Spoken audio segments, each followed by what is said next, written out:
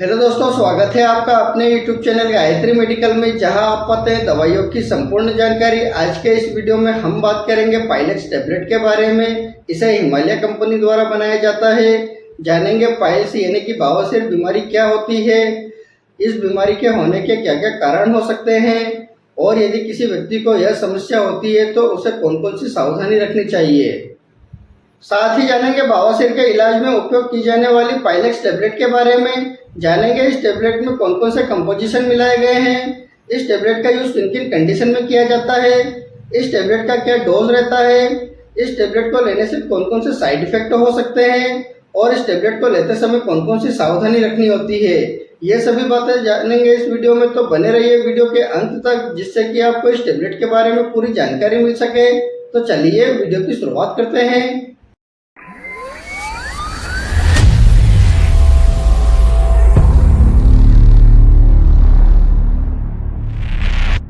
सबसे पहले बात कर लेते हैं पाइल्स यानी कि बवासीर क्या होता है।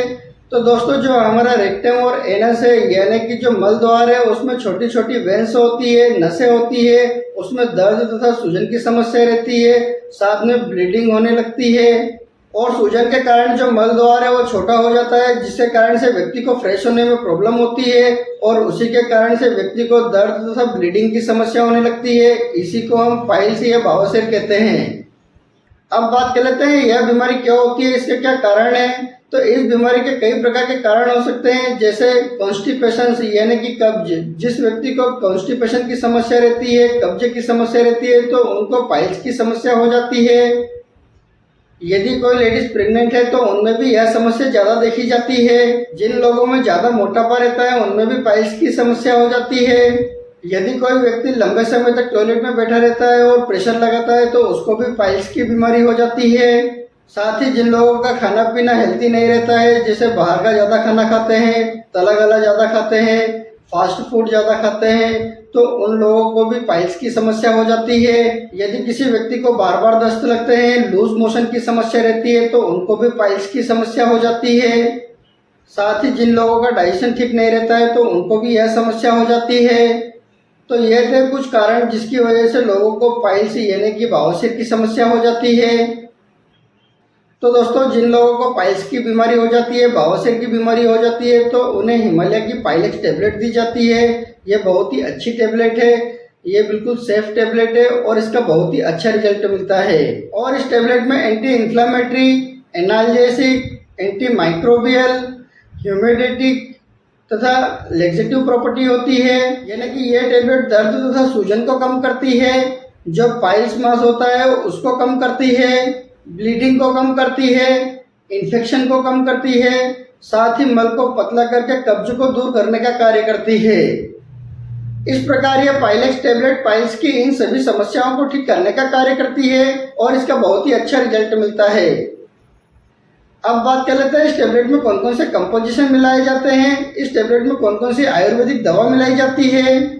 इस टेबलेट के कंपोजिशन की बात करते हैं तो इसमें नीम, दारू हरिद्रा, आंवला की, हरिता की, अभिता की, अरागोदा, कंचनारा, नागा केसर, शिलाजीत, ये कुछ मुख्य औषधि इसमें मिलाई जाती है। इसके अलावा भी इसमें कई अन्य प्रकार की औषधि मिलाई जाती है। इसमें जो नीम है यह एंटी माइक्रोबियल प्रॉपर्टी रखती है, यह इन्फेक्शन को कम करती है और हीलिंग को बढ़ाती है। इसमें जो नागा केसर है यह ब्लीडिंग को कम करता है और हीलिंग को बढ़ाता है। और जो हरिता की है इसमें एंटी इन्फ्लामेटरी प्रॉपर्टी होती है, जो कि सूजन को कम करने का कार्य करती है। और जो अरागोदा है इसमें भी लेक्सेटिव प्रॉपर्टी होती है, यह भी मल को पतला करके कब्ज को दूर करने का कार्य करती है।